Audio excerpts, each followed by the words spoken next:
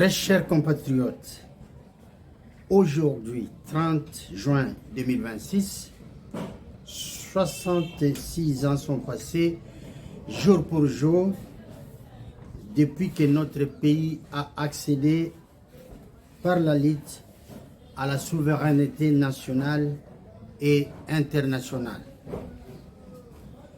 Ce jour mémorable aurait pu être un jour de joie et de liesse populaire. Malheureusement, et cette année, tout comme les années précédentes, la commémoration de l'anniversaire de notre indépendance a cessé d'être une occasion de réjouissance, devenant une expression de deuil permanente à la suite duquel un drapeau noir devra être hissé sur les toits de la République démocratique du Congo en mémoire aux victimes militaires et civiles massacrées par plusieurs millions, tout simplement parce qu'elles étaient, ou plutôt parce qu'elles sont originaires de la République démocratique du Congo. Très chers compatriotes, nous voulons dresser ici un bilan de notre parcours en tant que pays souverain. Je précise tout simplement que depuis l'accession de notre pays à l'indépendance,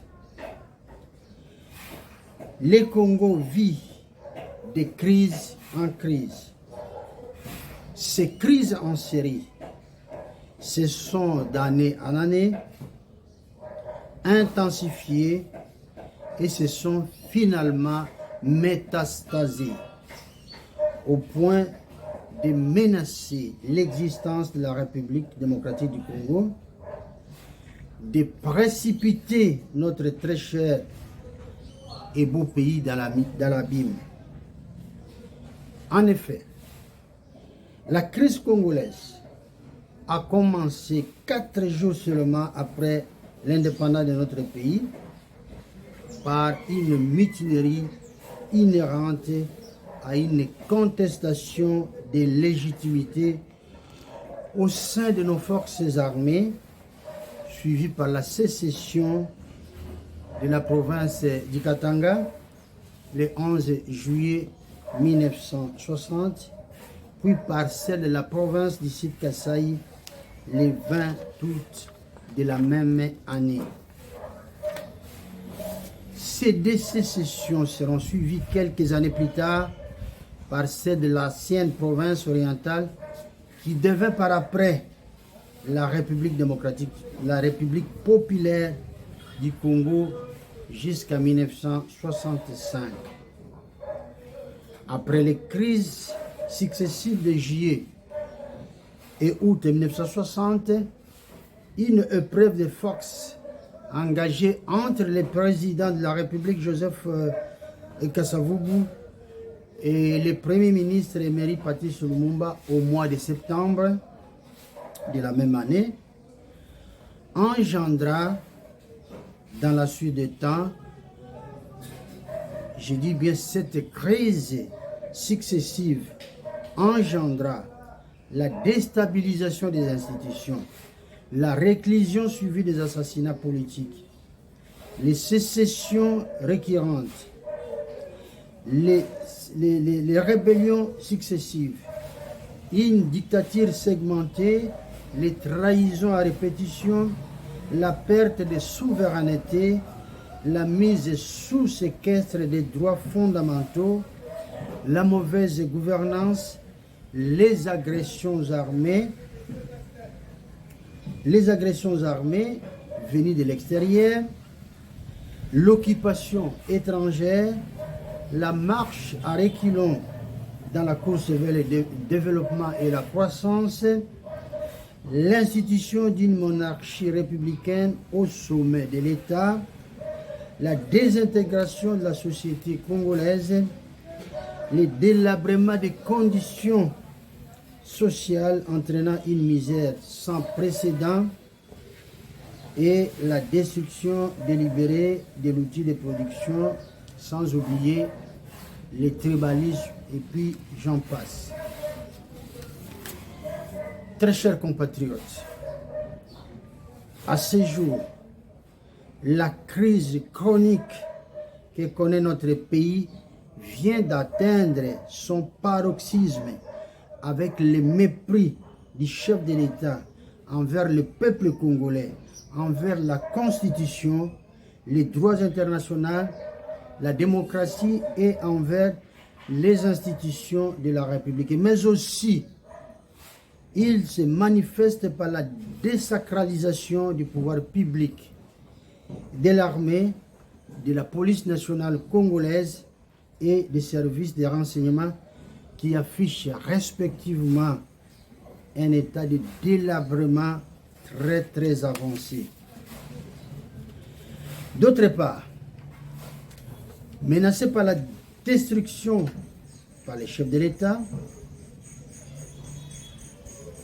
qui en est le garant, la Constitution de la République démocratique du Congo du 18 février 2006 est en voie d'extinction au risque de faire sauter les derniers verrous protecteurs du pacte social et républicain qui unissent les Congolais les uns les autres, au risque également d'ouvrir la voie vers d'importants troubles sociaux et la dislocation évidente de notre cher et beau pays pour bien entendu marquer la fin de l'existence de la République démocratique du Congo en tant que nation libre et indépendante.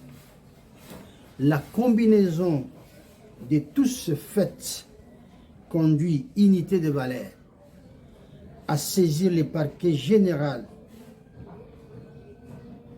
près la Cour constitutionnelle à travers une requête en interpellation datée du 8 juin 2026 demanda au procureur général près la Cour constitutionnelle de faire application des mécanismes juridiques indiqués en rapport avec la Constitution et les droits constitutionnels afin de s'ériger en défenseur de la Constitution de la République démocratique du Congo du 18 février 2006. Très chers compatriotes, la loyauté citoyenne impose à chaque citoyen congolais le courage d'admettre que l'amateurisme dans l'exercice et la gestion du pouvoir, l'accumulation de fautes politiques graves au sein de l'élite et de la classe dirigeante, l'impréparation, l'avidité du pouvoir, la cupidité et la succession des ambitions démesurées du sommet à la base de l'État constituent un facteur de déstabilisation et qui a crescendo précipité notre pays dans le chaos. Pourtant, nous sommes en guerre contre les États-Unis par les Rwandais interposés. Nos dirigeants politiques refusent d'ériger un mur de sécurité à la frontière avec le Rwanda pour mettre définitivement fin à l'incursion rwandaise sur le sol congolais. Pourtant, nous sommes en guerre, nous imposés par les États-Unis d'Amérique. Rien, absolument rien, ne justifie l'indifférence de nos dirigeants lorsqu'il leur a été demandé de doter nos forces armées d'une arme nucléaire made in RDC, sachant que nous disposons de l'uranium et toutes les composantes nécessaires pour la fabrication d'une arme nucléaire. Nous disposons également d'un personnel technique compétent et expérimenté de la centrale nucléaire de Livulu. Les ingénieurs formés dans les deux facultés de la Polytechnique, qui compte et la RDC, l'Institut technique des sciences appliquées et l'Institut national géographique. Pourtant, nous sommes en guerre. Il est absurde que des officiers généraux de nos forces armées, parmi lesquels c'est rattaché à l'état-major de la République démocratique du Congo et de nos forces armées, croupissent en grand nombre à la prison militaire d'Indolo. Pourtant, nous sommes en guerre. Comment est-il possible que des fonds publics soient dilapidés et détournés en toute impunité par certains membres du gouvernement de la République, de l'administration publique et privée et des hauts cadres des entreprises publiques et privées? N'étant plus rassuré par ses dirigeants, le peuple congolais vit dans le désespoir et l'incertitude quant au lendemain de la République démocratique du Congo à cause de la violence qui s'est installée dans un pays où les autorités ecclésiastiques sont agressées en permanence, les lieux de culte profanés et vandalisés, l'autorité religieuse dans toute son échelle hiérarchique bafouée et l'action pacifique cicatrisée, caricaturée, je voulais dire. L'aliénation mentale a fini par diviser les Congolais les uns contre les autres au sujet de l'agression armée qui vient de créer une fracture entre certains de nos frères de l'Est vivant sous l'occupation rwandaise. Ainsi donc, les mouvements rebelles M23 et l'AFC, au sein desquels se trouvent par contrainte quelques-uns de nos compatriotes, sont des structures créées à dessein par Paul Kagame sous la supervision directe des États-Unis d'Amérique, toutes les administrations confondues, afin de piller nos richesses et de commettre des crimes, des génocides sur les sols congolais en massacrant nos populations et en poussant les rescapés, en massacrant nos populations dans le but de baisser la démographie congolaise et en poussant les rescapés à abandonner les terres habitables au profit d'une catégorie de populations étrangères venues d'ailleurs.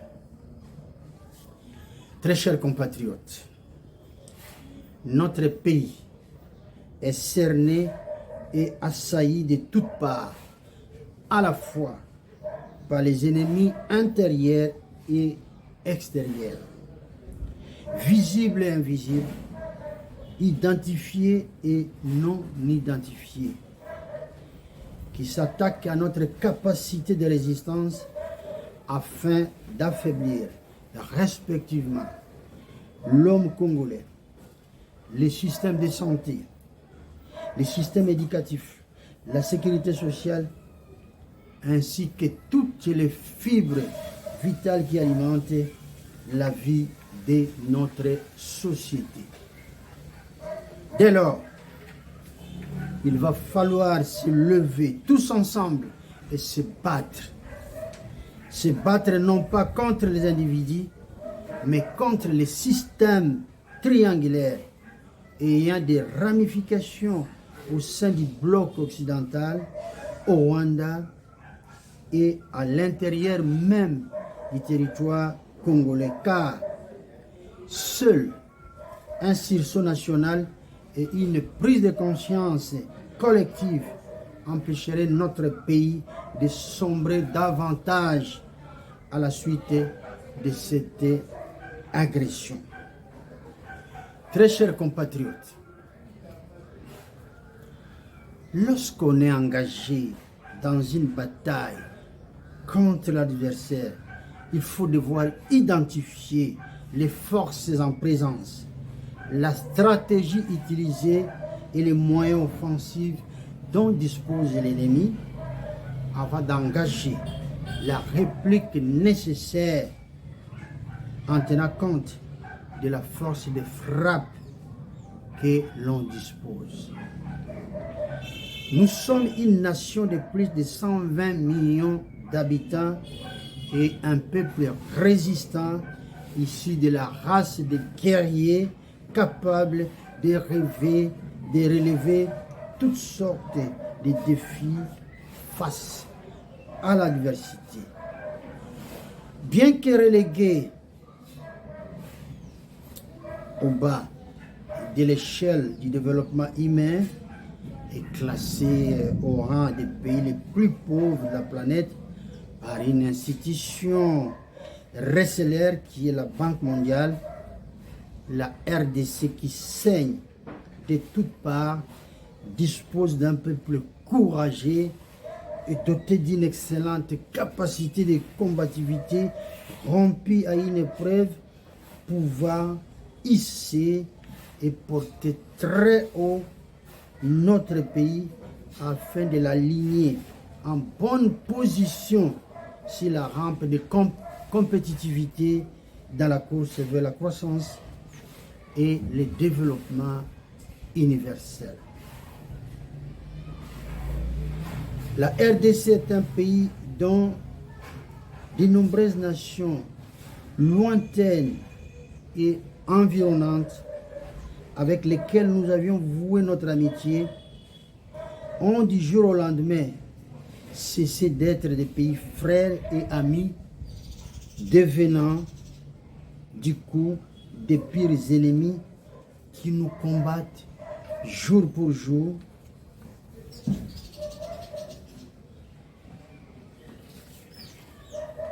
Nous avons de ce fait, très chers compatriotes, décelé un ennemi principal, des ennemis connexes et de nombreux ennemis lointains et périphériques, à savoir 1.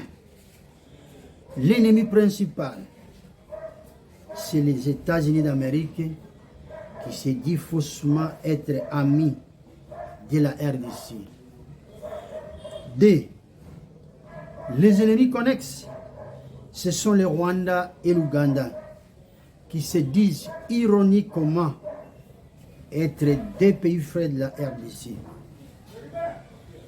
Les ennemis lointains et périphériques sont en effet les pays membres du bloc occidental et leurs valets, parmi lesquels le Kenya qui affiche une attitude sournoise au moindre contact avec la RDC.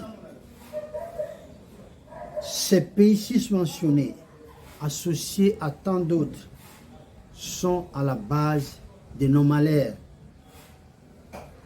Ils sont également à la base de l'occupation de vastes étendues de notre territoire. Ils sont enfin responsables des massacres, des crimes de génocide, des crimes contre l'humanité, des crimes d'agression et des crimes de guerre commis sur le sol congolais et a fait plus de 20 millions de Congolais à ce jour. Par ailleurs, ces pays sont également responsables des pillages à outrance de nos richesses évaluées à ce jour à plusieurs milliers de milliards de dollars américains.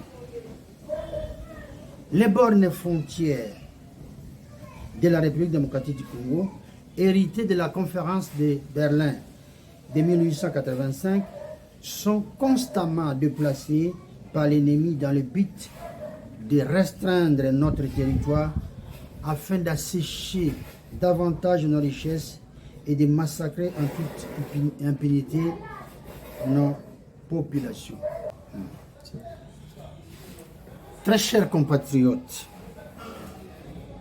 il ne s'agit pas ici de s'attarder sur le passé, car ce qui est passé est passé.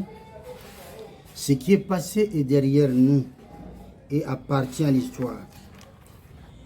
Cessons donc de pleurer pour ce que nous avons perdu, mais battons-nous plutôt pour ce que nous voulons, pour nous-mêmes et pour notre cher pays, la République démocratique du Congo.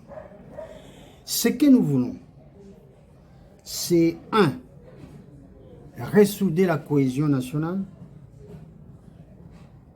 ressouder également l'unité nationale, de relancer en toute urgence la production nationale en misant sur nos propres moyens de ressources, notamment agricoles, en matière de pêche et en matière d'élevage, afin de subvenir aux besoins primordiaux de notre population pour permettre ainsi à chaque citoyen congolais d'avoir droit à 3 repas chaque jour, à savoir matin, midi et soir.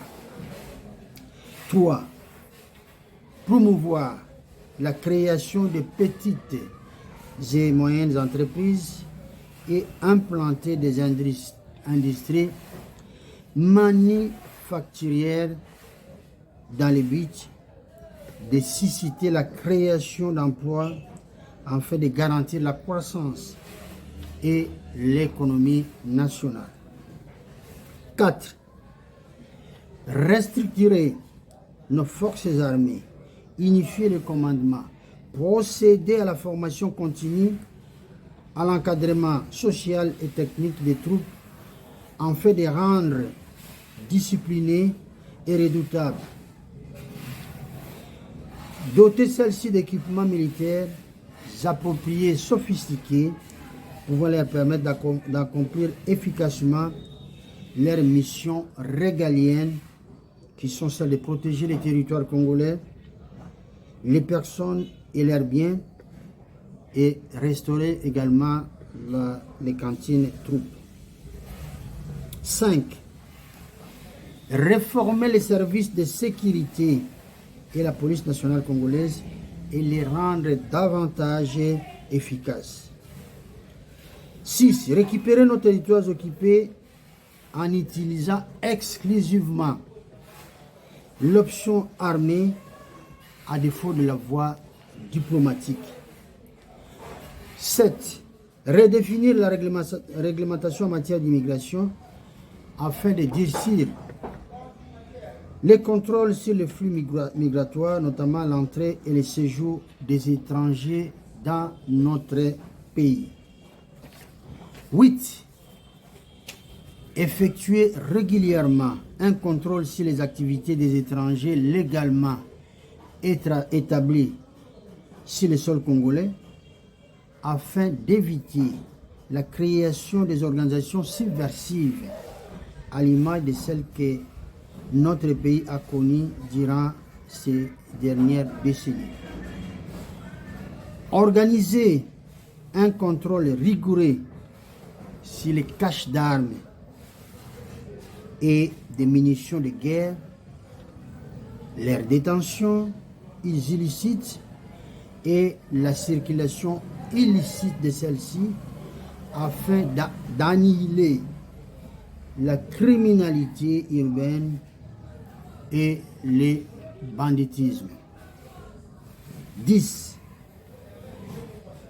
Réformer, renforcer et équiper les recherches scientifiques afin de soumettre à un contrôle strict tous les produits importés ainsi que tous les produits de fabrication locale, sans oublier les contrôles dans les circuits de fabrication et de consommation des denrées alimentaires des produits pharmaceutiques et des produits ici des entreprises et des firmes locales. 11. Réformer la justice congolaise afin qu'elle cesse d'être une justice à géométrie variable et une justice sous ordre. 12. Réformer le secteur de l'enseignement et de l'éducation nationale afin d'offrir une formation et les études de meilleure qualité destinées à rendre notre jeunesse compétitive sur les marchés d'emploi. 13. Donner un coup de main, ou plutôt un coup d'envoi pour la formation d'une élite congolaise dans tous les domaines de la société. 14. Améliorer les conditions de travail et procéder à la révision du barème salarial sur toute l'étendue du territoire congolais afin d'améliorer le pouvoir d'achat de nos concitoyens. Instaurer sur toutes, là nous sommes sur le point 15, instaurer, disais-je, sur toute l'étendue du territoire national, une éducation civique obligatoire afin de renforcer la conscience nationale. Très chers compatriotes, pour terminer, j'aimerais revenir sur des choses qui ont attiré l'attention des Congolais ainsi que la mienne, à savoir 1. Le peuple congolais ne permettrait plus à quiconque de qualifier la commune de la Gombe de zone neutre où la liberté de circuler, de manifester serait strictement limitée à une catégorie de Congolais au détriment d'une autre pour éviter de susciter des velléités coloniales qui faisaient de la commune de Kalina, l'actuelle commune de la Gombe, une zone interdite pour les indigènes, attendez les Congolais, au-delà de certaines aires. Les cas échéants, d'autres communes et districts de la capitale s'érigeront en zone interdite pour certaines catégories d'individus. Dans ces cas de figure, il faudrait alors envisager la construction d'un aéroport dans chaque commune, à défaut d'un aéroport dans chacun des 4 districts que compte la ville-province de Kinshasa. 2. Conscient qu'on ne peut falsifier l'histoire sans prendre les risques de brouiller les repères historiques, je ne saurais rester indifférent face à l'imbroglio que connaît l'UDPS, parti politique dont j'étais l'un des pionniers pour avoir accompagné les premiers instants et a marqué sa création, suivie de son implantation, et accompli avec loyauté plusieurs missions importantes pour les pays, respectivement sous la direction du directoire national et du défunt président national, Dr Etienne Tshisekedi Wamulumba, d'heureuse mémoire. Bien que n'ayant pas une vision politique commune avec l'UDPS, unité de valeurs dont je suis le président national, reconnaît que mon parti politique est ici de l'arbre généalogique dénommée Union pour la démocratie et les progrès sociaux. De ce fait, poussés par les devoirs de mémoire et de l'histoire, nous accordons toujours une attention particulière.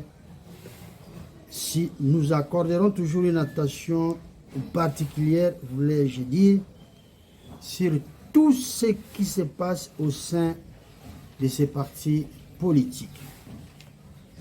Très chers compatriotes, s'agissant de l'occupation et de la guerre à l'Est, qui nous préoccupe au plus haut niveau, j'aimerais demander au chef de l'État d'ordonner une expertise pour permettre aux contribuables congolais d'être informés sur la gestion de la guerre à l'Est, de porter à la connaissance de chaque citoyen congolais les coûts humains. Je dis bien de porter à la connaissance de chaque citoyen congolais les coûts humains, financiers et matériels de la guerre à l'Est par rapport à notre engagement, afin de susciter davantage l'implication de tous les citoyens congolais. Enfin, il ne me reste plus qu'à espérer un dénouement rapide et positif venant de la Cour constitutionnelle en réponse à la sollicitation du chef de l'État. L'abandon du projet du président de la République portant sur les changements de la Constitution fera preuve du respect et de la restauration intacte de la loi fondamentale et sera par ailleurs une occasion de réjouissance pour notre peuple qui souhaite de tout cœur retrouver l'équilibre institutionnel et la cohésion nationale pour le bien-être collectif. Unité de valeurs désapprouve et condamne fermement les actes de violence et de barbarie qui seraient survenus contre les autochtones habitants du territoire occupé par les M23 et AFC à la suite du brillant match de football soldé par la victoire de l'OPA et qui aurait donné lieu au sein de l'IS populaire, à la suite desquels les Rwandais s'en seraient pris à nos compatriotes, donnant la mort à certains d'entre eux.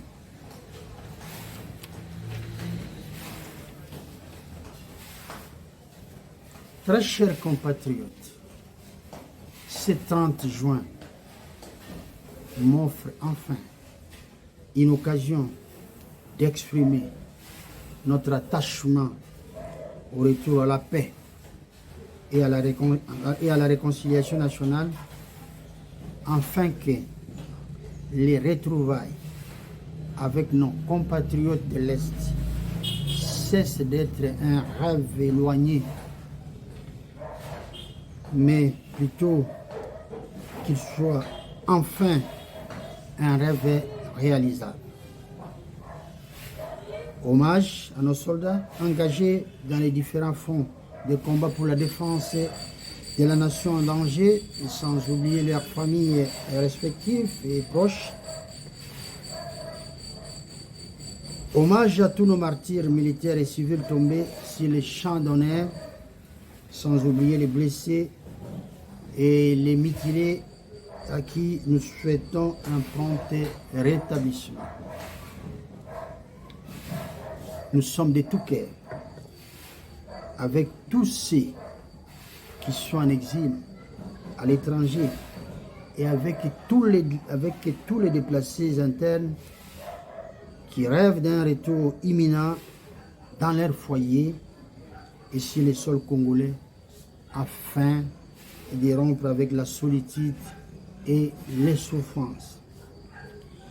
Que ce 30 juin soit une occasion de restauration du cordon ombilical national réunissant tous les citoyens congolais et qui a été rompu pendant des années par l'ennemi dans le but de nous maintenir éloignés les uns des autres, cherchant à nous écarteler davantage afin de limiter nos efforts communs consentis dans le cadre de la reconstruction de notre cher et beau pays, la République démocratique du Congo, afin de les rendre forts, dignes et prospères au cœur de l'Afrique.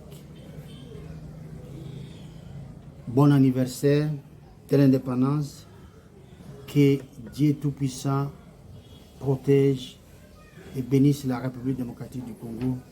Je vous